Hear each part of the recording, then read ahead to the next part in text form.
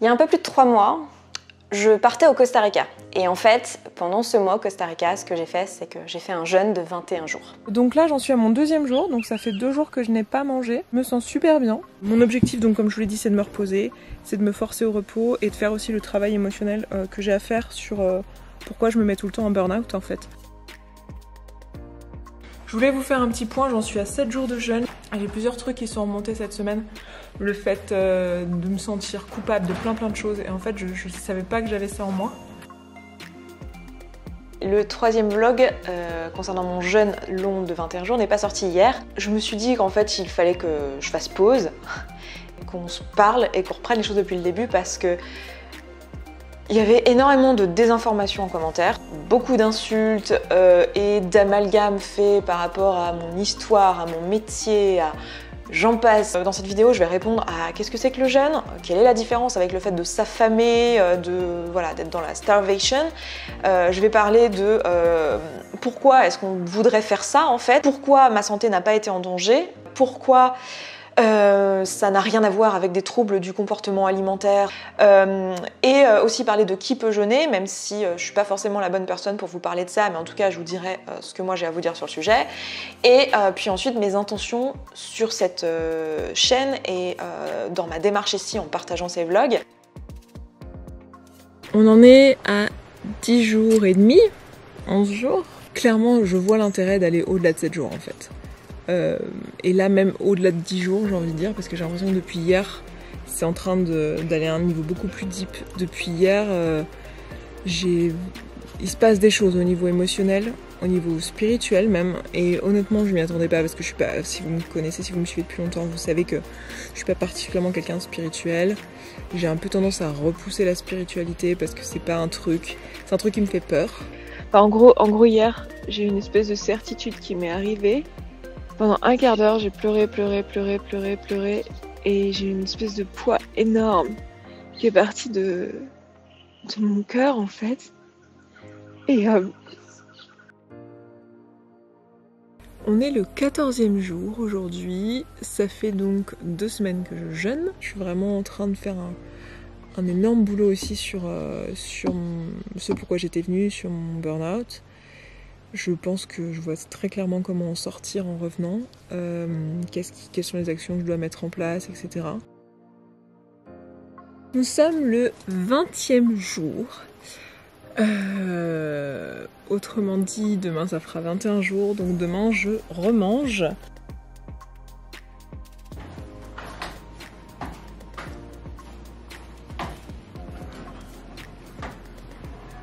Je suis super fière de me dire bah voilà, je l'ai fait quoi, j'ai fait ces 21 jours et là je remange et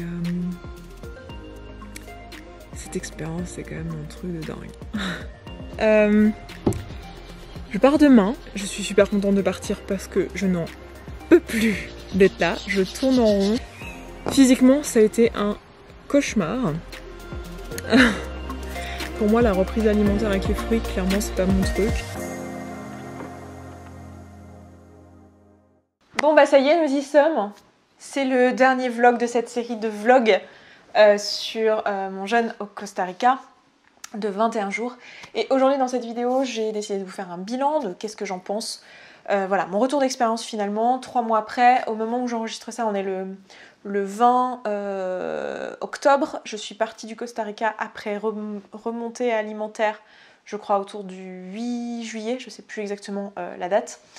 Mais voilà, ça fait plus de 3 mois, ça fait 3 mois et demi. Donc j'ai quand même un peu de recul. Donc mon but aujourd'hui, ça va être de vous faire un bilan sur mon retour d'expérience, qu'est-ce que j'en pense, est-ce que je suis contente de l'avoir fait, et voilà, quels bienfaits, méfaits j'ai eu sur mon corps et sur mon esprit, et voilà, qu'est-ce que j'en retire en fait comme conclusion. Et je m'étais dit aussi que dans cette vidéo, je ferai une partie où je vais répondre à vos questions. Et je vous avais posté une story sur Instagram pour avoir vos questions. Et en fait, je me suis aperçue au vu des questions que ça prendrait beaucoup trop de temps dans cette vidéo et qu'il y a déjà une bonne partie des questions auxquelles je vais répondre rien qu'en faisant cette vidéo bilan. Donc en fait, il y aura une bonne partie des questions auxquelles vous aurez la réponse.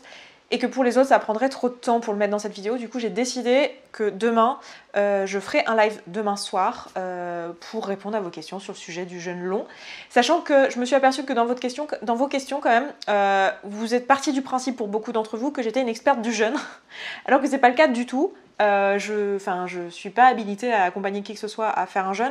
Du coup, il y a plein de questions auxquelles j'ai pas la réponse, mais c'est pas grave, je ferai de mon mieux et je vous dirai, bah j'ai pas la réponse. Donc malheureusement, il y aura des questions auxquelles je pourrai pas répondre, mais au moins on pourra en discuter en live et je pense que ce sera plus interactif et ça me permettra de mieux comprendre votre problématique parce que des fois les questions venaient un peu, je savais pas trop ce que la personne voulait dire. Donc je propose qu'on se fasse ça demain soir. Je sais pas encore l'heure exacte, probablement aux alentours de 19h ou 20h, enfin en soirée en tout cas. On prendra une heure. Et puis je mettrai le replay du live dans la playlist dans laquelle se trouvent toutes les vidéos, celle-ci y compris. Donc dans cette vidéo, j'ai décidé de vous faire, de la séparer en 3 parties. Je vais d'abord parler de ce qui s'est passé au niveau du physique, de mon bilan au niveau physique, qu'est-ce que ça a changé au niveau physique. Le deuxième, ça va être à propos du burn-out. Et le troisième, ça va être au niveau émotionnel et en particulier éveil spirituel. Alors, première chose au niveau physique. Donc ça fait 3 mois et demi. Qu'est-ce qui s'est passé au niveau physique? Donc au niveau physique, vous avez vu, j'ai perdu une dizaine de kilos pendant le jeûne, ce qui est tout à fait normal, c'est à peu près la moyenne. On perd en moyenne 1 pound a day. Voilà, la moyenne c'est ça, donc 21 jours, vous faites le calcul, vous transférez des pounds au kilo, ça fait 9-10 kilos. C'est tout à fait normal, tout à fait classique. Certaines personnes perdent plus parce qu'elles ont une corpulence élevée avant de commencer, certaines personnes perdent moins parce qu'elles commencent en étant relativement minces, voire très minces. Du coup, voilà, on n'est pas tous égaux face à ça. Moi, j'ai une corpulence tout à fait normale, donc en fait, j'ai perdu un poids tout à fait normal. Dans ces 10 kilos, il y avait 6 kilos de muscles, si je me trompe pas, 1 kg d'eau et 3 kg de graisse, me semble-t-il.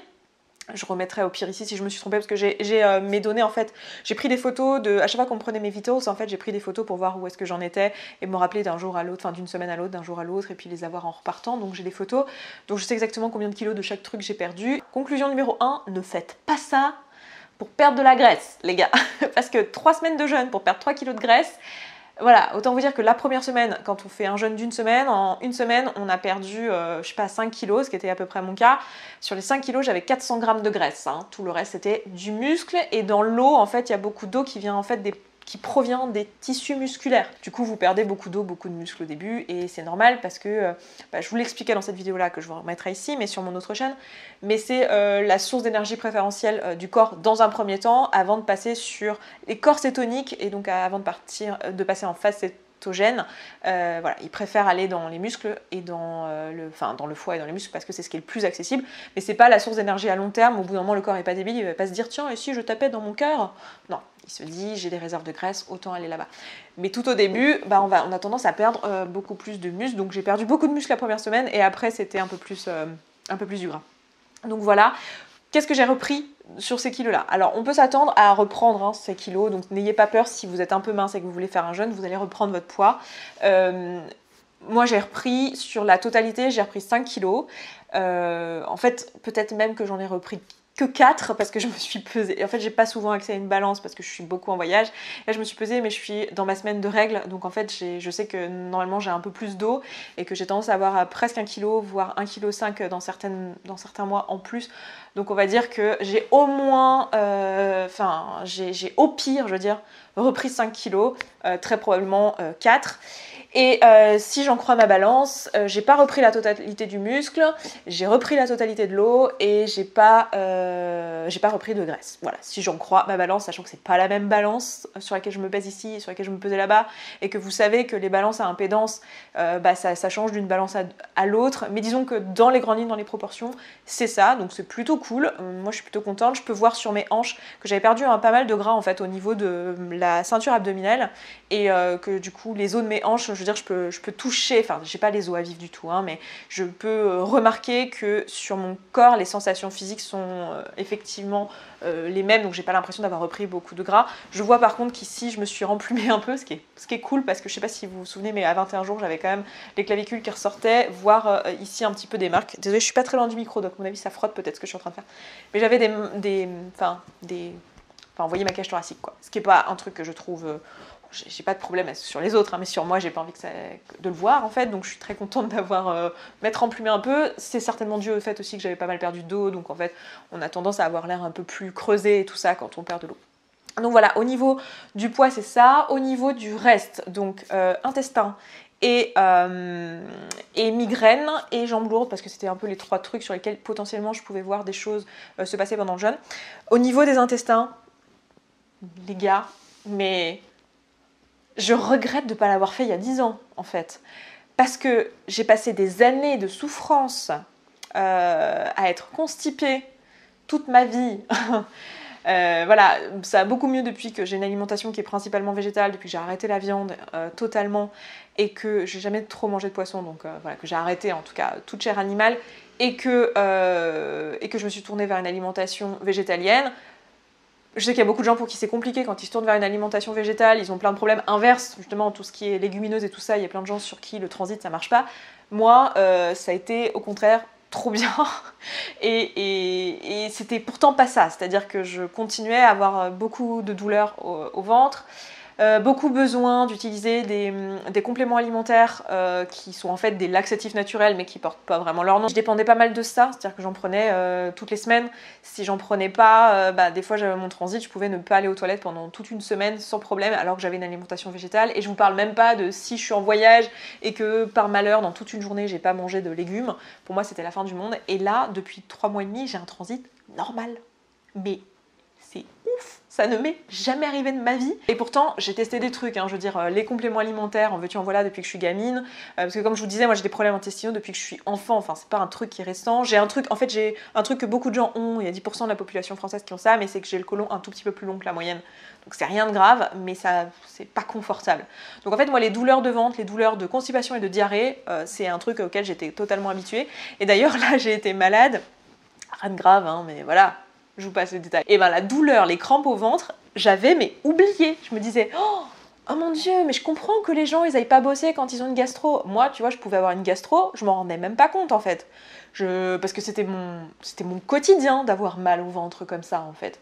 Donc voilà, mais je me rendais pas compte. Je me rendais pas compte que c'était si grave. Enfin, j'avais bien envie de résoudre ce problème. Je voyais bien que c'est pas très confortable, mais je pensais pas que c'était si grave. Et en fait, là, franchement, ça fait 3 mois que c'est la paix pour moi et c'est trop bien. Donc, si vous avez des problèmes intestinaux, penchez-vous sur la question.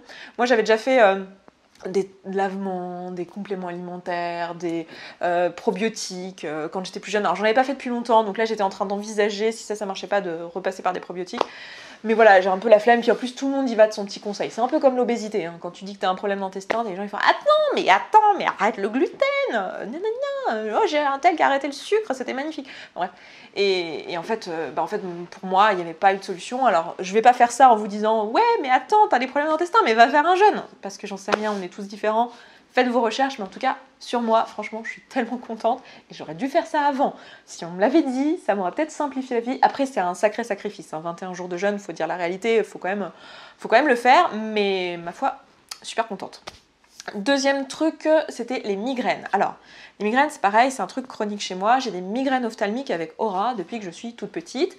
Donc chez moi, ça veut dire quoi? Ça veut dire que je perds la sensibilité dans mon visage, la partie gauche, et que ça descend. Donc parfois ça ne descend pas jusque dans le bras, mais la plupart du temps ça descend jusque dans le bras. Ça pourrait visiblement descendre dans la jambe et dans le côté du corps, côté gauche. Ça ne m'est jamais arrivé, mais c'est quelque chose qu'on voit chez les autres patients qui ont la même chose. Et j'ai de la perte donc de la sensibilité et de la paralysie aussi. Alors moi ça m'est jamais arrivé d'avoir le bras paralysé, mais ça m'est déjà arrivé d'avoir le côté du visage paralysé et la langue, en particulier la bouche et la langue. Et c'est suivi d'une énorme migraine qui dure plusieurs heures, qui est assez atroce. Et voilà, et j'ai ça régulièrement, on va dire tous les 2-3 ans, parfois tous les ans, ça va dépendre des périodes de ma vie. Depuis que je suis enfant, et on m'a toujours dit, j'ai été suivie d'un point de vue neurologique, j'ai fait je sais pas combien de scanners dans ma vie, d'IRM et de machin et de trucs, et en fait, en gros, on m'a juste dit que j'avais des auras migraineuses, et que voilà, c'était connu, et que c'était pas grave, que c'était dû... à quoi c'est dû, on ne sait pas, mais qu'en tout cas, quand ça se produit, c'est souvent parce que j'ai une forte fatigue physique et émotionnelle. Donc oui, ça va pas louper le bac, la thèse, le permis, voilà. On m'a dit en gros, si un jour tu accouches, préviens. Si un jour tu as un enfant, préviens que tu risques d'être paralysé, parce que c'est un peu à savoir. Et en fait, à chaque fois, là j'en rigole, mais à chaque fois, j'ai toujours ce moment de doute où je me dis, et si mon bras revenait pas, quoi? Et si ma joue restait paralysée? J'ai toujours ce truc où je me dis c'est pas normal, tu vois, je devrais pas vivre ça. On peut pas me dire ouais c'est pas grave et tout, ça revient. Je peux pas m'empêcher de me dire que mon cerveau il y a un truc. Et donc j'ai ça d'une part, et autre chose, mais je ne sais pas si les deux sont liés, je pense que je le saurai jamais. J'ai des migraines atroces dans les avions, parfois en randonnée. Si j'essaye de faire un truc genre de la plongée, enfin si je vais juste au fond d'une piscine, pareil.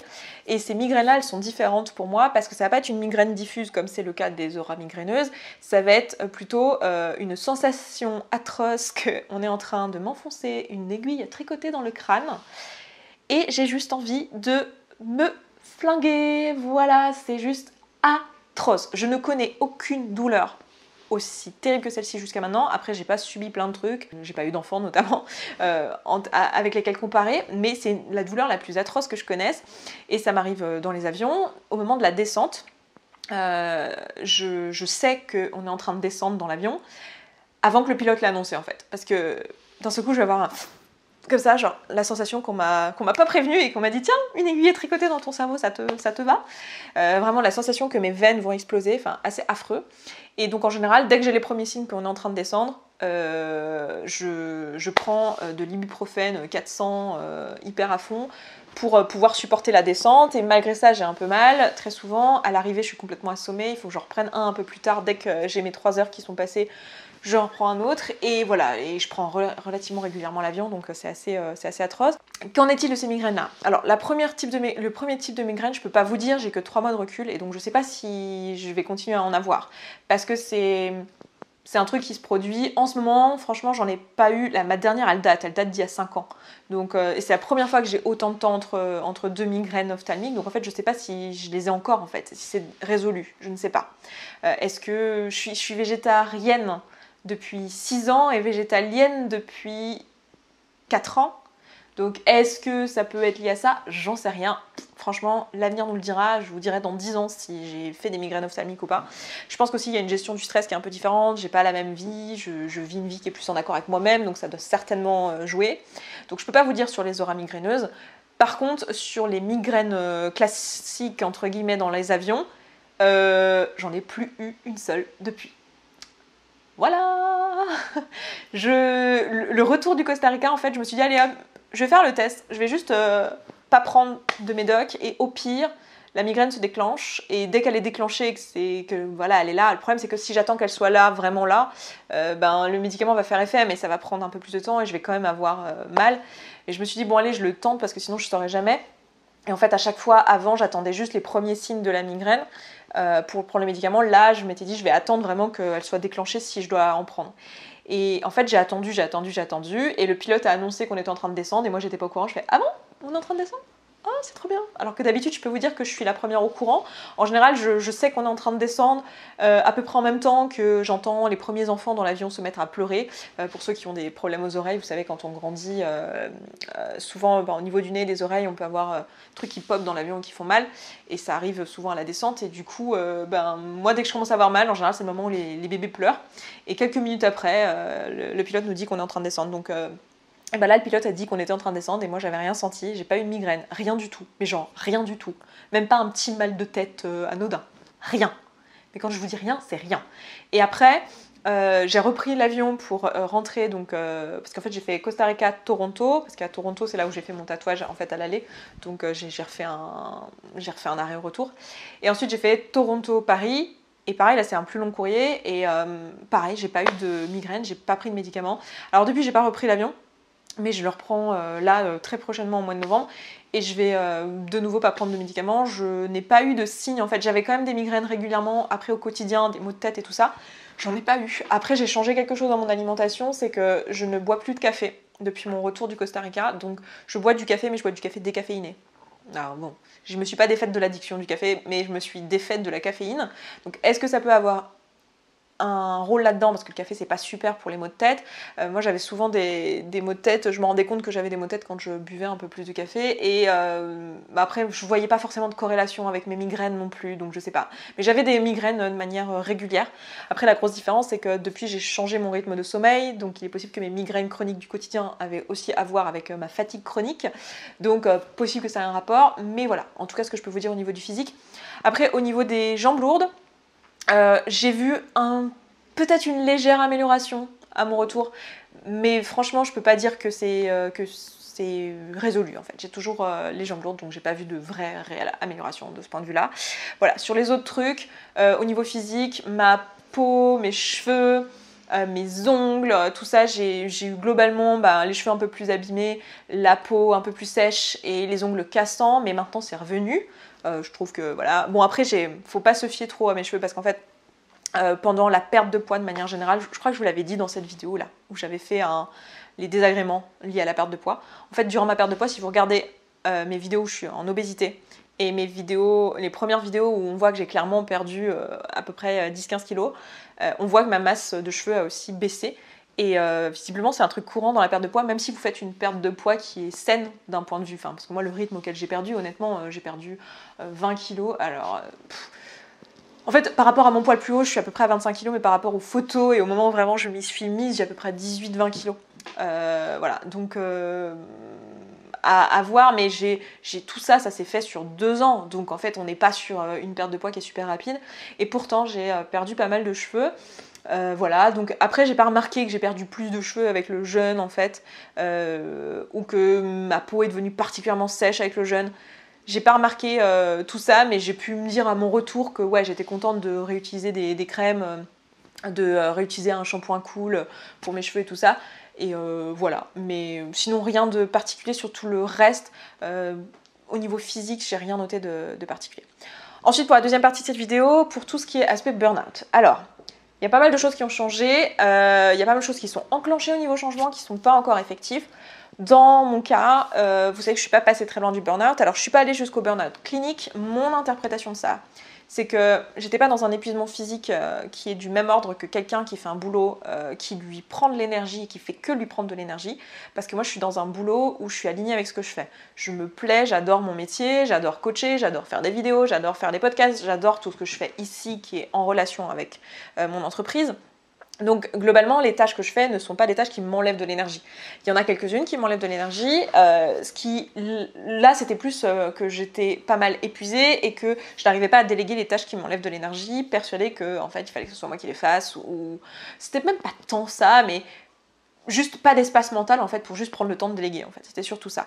Et du coup j'étais dans cette espèce de frénésie de je bosse et voilà, et j'étais en train d'avoir les premiers signes du burn-out qui sont un épuisement généralisé, une perte de sens et une sensation de déprime. Voilà, je vous ai pas trop raconté, mais j'étais à Hawaï à un moment donné avec mon copain, je venais de passer une après-midi dans un placard pour enregistrer des podcasts, oui parce que c'était là où il y avait le meilleur son.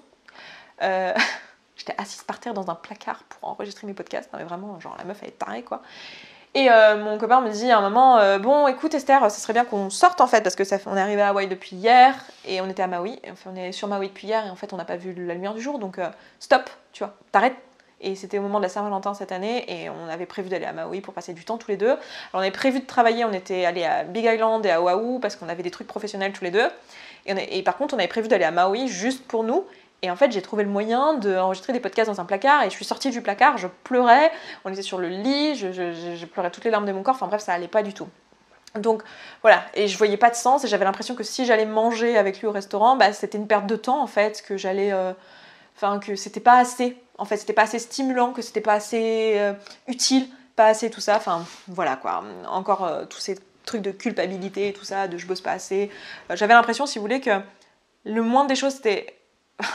Je commençais à bien gagner ma vie grâce à YouTube. Et aujourd'hui, je gagne très bien ma vie grâce à YouTube. Et grâce à YouTube, grâce à mes coachings, grâce à tout ça. Parce que quand je dis YouTube, je veux dire ma société et mon boulot à mon compte. Et je commençais à clairement bien gagner ma vie à partir de là, janvier-février. Ça commençait à vraiment décoller. Et du coup, j'étais là, la moindre des choses, c'est au moins que ma vie soit insupportable. Parce que quand même, je suis à Hawaï et je gagne bien ma vie, alors qu'il y a d'autres gens qui sont en train de galérer à faire un boulot de merde, à être payés une misère. C'est trop injuste. faut au moins que ma vie soit misérable, tu vois. Et du coup, j'étais ouais, je suis à Hawaï, peut-être, mais déjà, je partage aucune photo. Vous avez vu quasiment rien sur les réseaux sociaux, alors que j'ai fait plein de voyages cette année. Je suis allée à San Francisco, je suis allée à Toronto, je suis allée à Hawaï, je suis allée au Costa Rica, je suis allée à Bali, je suis allée... où est-ce que je suis allée d'autre? Je suis allée à Chicago, enfin j'ai fait plein de voyages trop cool et en fait j'ai rien partagé parce que j'ai cette espèce d'énorme culpabilité de juste vivre la vie de mes rêves en fait. Et du coup voilà, donc c'est pour ça que je suis allée au burn-out, mais j'étais pas au burn-out au même sens que quelqu'un qui fait un boulot qu'il n'aime pas, qui lui enlève de l'énergie, et je pense que c'est ça qui m'a un peu préservée on va dire. Et donc à cette période-là, je faisais, jusqu'à ce que j'aille au Costa Rica, j'étais capable de faire une nuit blanche par semaine à peu près, c'était mon rythme tout à fait normal. Et je faisais au moins 2 nuits blanches dans le mois. Et maintenant, depuis que je suis rentrée, j'ai fait 2 nuits blanches. Donc j'ai quand même fait des nuits blanches. On n'est pas encore sorti, mais ça va mieux. J'ai eu des réalisations quand même pendant le jeûne en termes de prise de décision. Genre, voilà, maintenant je travaille plus le soir. Alors j'ai terminé les coachings sur lesquels je m'étais engagée. Mais maintenant je travaille plus en soirée. J'ai plus de rendez-vous en soirée. C'est-à-dire que si vous voulez vous faire coacher par moi, ça n'arrivera pas en soirée. Je me suis organisée. C'est-à-dire que j'ai embauché des personnes pour travailler avec moi. Il y a Leïla qui nous a rejoints parce que je voulais pouvoir proposer que les groupes de coaching puissent être là en soirée parce qu'il y a effectivement des personnes, et c'était la raison pour laquelle j'avais fait à la base, qui travaillent toute la journée et qui ne peuvent pas se faire coacher en journée. Du coup, ce qu'on a fait, c'est qu'on a tout simplement embauché Leïla qui est au Canada et qui du coup peut coacher en soirée en France sans que ça soit la soirée pour elle. Oui, parce que l'idée c'était pas d'embaucher quelqu'un pour bosser en soirée à ma place et que ce soit elle qui ait une vie de merde. Non, l'idée c'est qu'on puisse tous avoir une vie familiale et une vie professionnelle et une vie personnelle qui soient bien séparées. Et donc voilà, j'ai pu commencer depuis que je suis revenue, en fait, j'ai commencé à détacher ma vie perso de ma vie pro, ce qui n'est pas forcément évident quand on crée du contenu et quand on fait du coaching et quand on est à son compte de manière générale. Donc ça a changé. Donc ce qui a définitivement changé, c'est les heures de sommeil. Donc plus que 2 nuits blanches en 3 mois, c'est un record sur ces dernières années. Je sais exactement pourquoi je continue à faire des nuits blanches et j'ai identifié les pensées limitantes. Les pensées limitantes, c'est que j'ai cette croyance que la nuit, je ne serai pas embêtée, que je ne vais pas être notifiée, que je ne vais pas être dérangée et que c'est du temps gagné. C'est la même croyance que ont les gens d'ailleurs qui se lèvent à 5h du matin pour faire la Miracle Morning, c'est que c'est des heures gagnées en fait sur sa journée. Et donc moi je sais que c'est la croyance pour l'instant qui me bloque et qui m'emmène encore à faire des nuits blanches, mais je suis en train de bosser dessus pour me créer l'espace et du temps sans que ce soit la nuit où je vais pas être dérangée. Donc j'ai déjà pas mal mis de choses en place. Par exemple, on n'utilise plus WhatsApp dans la communication avec mes collaboratrices, on utilise maintenant Slack, ce qui fait que j'ai pas tout le temps mon téléphone qui vibre et tout ça. On a mis en place le fait donc, que je coach plus le soir. J'ai un peu changé des choses aussi dans la façon dont j'enregistre les mots du jour pour la communauté. J'ai mis des automatismes en place. J'ai délégué aussi des pôles de mon activité. Par exemple, je suis plus la personne responsable du groupe, je suis plus la personne responsable de la communauté. Donc il y a quand même pas mal de choses. Aujourd'hui, là quand je vous parle février, avril, on était juste Claudia et moi. Et aujourd'hui, il y a Claudia, Leïla, Marina, maintenant Pauline, qui sont là pour s'occuper de la boîte avec moi, et qui sont là tout le temps. Alors elles sont pas à temps plein, mais elles sont là tout le temps. Et en plus de ça, on a des prestataires en plus, et on a 6 personnes qui bossent en plus pour nous. Donc voilà, en gros, j'ai délégué à mort, j'ai vraiment changé des choses dans ma façon de faire. Et voilà, et je me suis dit, écoute meuf, c'est trop bien, t'as une société qui grandit, tu es en train de faire plein d'argent, donc tu vas pouvoir créer des emplois trop cool auprès de personnes qui ont super envie de bosser avec toi, et en plus ça va être trop bien, on va en faire plus parce qu'elles sont toutes meilleures que moi au poste où elles sont, donc en plus on fait un truc qui est trop bien, voilà. Bon, après, j'en suis pas encore à pas bosser du tout le soir et pas du tout bosser le week-end, mais c'est dans mes objectifs et je vois très bien comment l'atteindre et je suis en train de le faire, je suis en train de le mettre en place. Et surtout que là, en fait, j'ai une bonne deadline dans ma tête parce que mon copain rentre en France au mois de décembre et du coup on va s'installer ensemble et il est hors de question que je bosse tout le temps. Et voilà, je vois déjà que dans mon volume de travail j'ai pas mal délégué, mais on n'est pas encore totalement sorti. Par contre, au niveau de mes rythmes de sommeil, on est beaucoup mieux et voilà. Donc les choses sont en train de se mettre en place et la réalisation et qui a fait lever toutes les pensées, c'est ce côté injustice, ce truc de l'injustice et de me dire non mais attends, t'es juste en train de faire ton chemin en fait, et les opportunités que tu as et que tu as su saisir, bon déjà reconnais la part de responsabilité que tu as là-dedans, donc il y a toute une part où effectivement c'est juste de la chance, enfin je veux dire, même le fait que je sois entrepreneuse aujourd'hui, souvent on me dit « Oh là là, t'as été courageuse, t'es devenue entrepreneuse, mon Dieu, mais alors que t'avais un CDI et tout ». Oui, mais non à la fois, c'est-à-dire que c'est ce que je dis souvent, c'est qu'en fait c'est le modèle que j'ai en fait. Dans ma famille, ma mère est entrepreneuse, ma tante, mon autre tante, ma grand-mère et même mon arrière-grand-mère étaient entrepreneuses. Et je vous parle de ça, ma grand-mère, elle était infirmière à son compte, elle est née en 1917. Je sais pas si vous vous rendez compte, mais à l'époque, c'était pas trop la norme, les nanas à leur compte. C'est l'image, c'est le modèle que j'ai féminin en fait dans ma famille. Donc oui, il m'a fallu du courage. Oui, je vis aussi comme vous dans une société où globalement, les gens sont plus dans la sécurité financière et dans le fait d'avoir un CDI et tout ça. Mais je dois dire que ça a quand même été grandement facilité. C'est-à-dire quand je suis allée voir ma mère, je dis maman, je lâche tout et je monte ma boîte. Elle m'a dit ouais. Genre, c'était pas genre oh, mon Dieu, mais ma fille, mais comment tu vas faire sans CDI et puis ta retraite. Enfin, tu vois. Donc j'ai conscience que oui, j'ai mis des actions en place évidemment et ça a été dur et tout ça, mais ça a été plus facile que pour d'autres personnes. Et donc je peux pas nier le fait qu'il y a une part de chance là-dedans. C'est-à-dire que il y a quand même une part de voilà, oui, il y a une part de conditionnement social qui est quand même là et qu'on retrouve malheureusement auprès de tout le monde en fait. On est tous conditionnés. En fait, je crois que c'est ça qui a profondément changé pour moi, c'est que maintenant j'ai compris que je n'ai plus à m'excuser d'avoir été conditionnée et d'avoir des privilèges. Oui, je suis blanche, oui, je suis née en 1986 dans une famille monoparentale avec une maman qui était une badass woman qui m'a donné un exemple, elle est encore en vie, hein, qui est une badass woman qui m'a donné un exemple.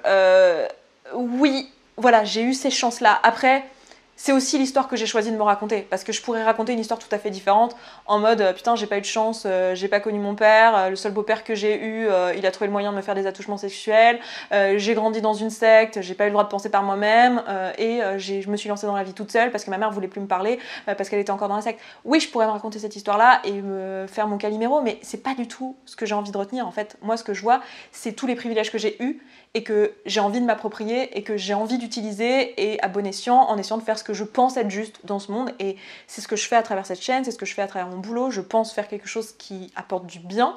Alors peut-être que je me gourre, mais je crois que dans l'ensemble c'est quand même ce que je fais. Et si un jour je me rends compte que c'est pas ce que je fais, je rattraperai le tir pour faire quelque chose de bien, parce que c'est ce que je veux comme tout le monde, hein. Je pense qu'on est tous... Je sais pas, je connais personne qui se dit tiens, je vais faire de la merde juste pour le kiff quoi. Non, on se dit qu'on fait les choses bien. Et ben c'est ce que j'essaye de faire. Et du coup, j'ai vraiment délesté d'une grosse part de culpabilité pendant ce jeûne parce que j'ai compris tout ça, j'ai pris du recul. Et ce qui a aidé, ça a été effectivement la période, l'épisode d'éveil spirituel. Donc éveil spirituel, c'était quoi? Je vous laisserai aller regarder, c'était le vlog du 11e jour, je vous le mettrai ici, mais en gros, à ce moment-là, j'ai eu un moment de réalisation où j'ai senti en fait physiquement la présence de la différence en fait entre mon corps et mon esprit, entre mon corps et mon âme, on pourrait dire ça comme ça. Alors j'ai mis le mot âme dans mon vocal parce que c'est le seul mot que je connaisse en fait, mais je sais pas trop si je crois en l'âme au sens chrétien du terme ou quoi, j'en sais rien. En fait, je crois en rien là aujourd'hui. Tout ce que je crois, c'est ce que j'ai vécu et ce que j'ai ressenti et cette espèce de certitude. Après, je sais très bien que cette certitude-là, elle est aussi amenée par tout un cocktail chimique qui se passe dans ta tête quand t'as pas mangé depuis 11 jours. Mais je pense pas... Enfin, c'est pas parce qu'il y a une explication physiologique au fait d'avoir des moments d'éveil spirituel comme ça, des moments un peu d'hallucination ou trucs comme ça. Moi, j'ai pas eu des hallucinations, mais ça peut arriver pour certaines personnes. C'est pas parce qu'il y a une explication physiologique à ça que ça invalide l'existence même de ce truc-là. Moi, je crois fortement en la science et je crois dur comme fer en la science et je déteste quand on invalide la science, mais je sais aussi que la science a énormément de limites. Et je pense que ça, l'explication de la force du mental de la force du mental et de l'esprit et de tout ce qu'il y a qui n'est pas le corps physique, ça, c'est un peu notre limite en fait en termes de science. On ne sait pas l'expliquer et on ne sait pas le comprendre pour l'instant. Après, moi, je suis certaine qu'un jour, on comprendra toutes ces choses-là. Hein. Si on continue à évoluer, à faire avancer la science, on pourra certainement comprendre toutes ces choses-là. Mais pour l'instant, on ne les comprend pas dans leur entièreté. Et voilà, moi, j'ai eu cette certitude que je pouvais me délester de cette culpabilité et que j'étais juste là pour apprendre des choses et les retransmettre. Certitude que j'ai en fait toujours eue, mais là, je l'ai eue à un niveau qui était spirituel, en fait. Et j'ai vraiment l'impression que c'était ma mission ici. Et ça, c'est toujours la mission que je me suis donnée. Dans tous les boulots que j'ai voulu faire, il y avait toujours cette notion de transmission et d'apprentissage. Même dans ma démarche dans ce jeûne, en fait, le fait de vous transmettre, vous m'avez beaucoup dit que j'étais très authentique, que c'était courageux, etc. Pour moi, en fait, c'est d'une évidence que c'est ça qu'il faut que je fasse. Enfin, je m'accroche pas à ce qu'on pourrait penser de moi, ou je sais pas comment dire, comme si c'était insignifiant, en fait, comme si le fait de partager valait beaucoup plus que toutes les choses qui me touchaient moi personnellement, parce que je sais que je suis rien et qu'en fait je vais disparaître et que ma mission ici c'est de transmettre. Je sais pas si vous voyez ce que je veux dire. Donc c'est vraiment l'état d'esprit dans lequel je suis et je pourrais pas vous dire aujourd'hui qu'est-ce que je crois exactement. Est-ce que je crois en l'âme? Est-ce que je crois en la réincarnation? Est-ce que je crois en la vie après la mort? J'en sais rien. J'ai juste cette certitude que je suis là pour apprendre et là pour transmettre, et qu'en fait c'est pas de mon ressort personnel qu'il y ait des inégalités, que ma mission c'est de faire en sorte de les effacer du mieux que je peux, mais par le biais de la transmission en fait, et pas en prendre la responsabilité, et pas en prendre la culpabilité surtout, prendre mes responsabilités certes, mais pas en prendre la culpabilité, et voilà, du coup c'était vraiment une expérience qui m'a permis de passer à autre chose. Il y a vraiment un avant-après dans ma façon d'aborder le travail, dans ma façon d'aborder la chaîne, le fait d'avoir pu aussi assumer, de me dire attends mais meuf, en fait t'es en train de faire un business qui marche bien, t'es en train de t'éclater dans ton boulot, c'est en train de t'arriver des trucs trop cool, ne te ruine pas tout en te culpabilisant pour un truc qui est pas à propos de toi, quoi. Et de juste prendre le bénéfice de ce que je suis en train de faire et de juste retransmettre et de redonner, et juste de redonner 1000 fois plus que ce que je reçois dans la mesure de ce que je suis capable de faire. Mais c'est un peu la démarche dans laquelle je suis, de donner, parce que j'ai l'impression que c'est ce pourquoi je suis là. Voilà, je sais pas si c'est super clair, je pourrais pas vous en dire plus maintenant sur l'éveil spirituel, je sais pas si je vous en dirai plus dans le futur. J'ai envie de m'approprier ça avant de le partager, j'ai envie, là je vous ai partagé ce moment là parce que je le trouvais beau et je le trouvais fort, et j'avais l'impression que c'était vraiment, comment dire, c'est vraiment, j'ai envie de dire presque ma mission dans ce jeûne en fait, c'était vraiment mon taf de partager ça, mais là aujourd'hui c'était mon taf de me recentrer sur qu'est-ce que j'en fais, et voilà, quand j'aurai des choses intéressantes à dire, je les partagerai de mon propre chef avec grand plaisir. Voilà, mais pour l'instant, c'est pas encore le cas. 3 mois après, on peut bien imaginer que c'est pas encore le cas. Donc pour moi, tout ça est très nouveau. Et voilà, et je reste quand même quelqu'un de super rationnel, et je n'irai pas dans des croyances qui vont à l'encontre de ce que la science a déjà prouvé. Après, il y a très peu de choses que la science a prouvé, mais voilà. Bref. Donc je vais m'arrêter là pour ce bilan, je pense que j'ai déjà bien parlé. On se retrouve demain du coup en live pour vos questions. Et puis bonne soirée à tous et à demain. Ciao ciao.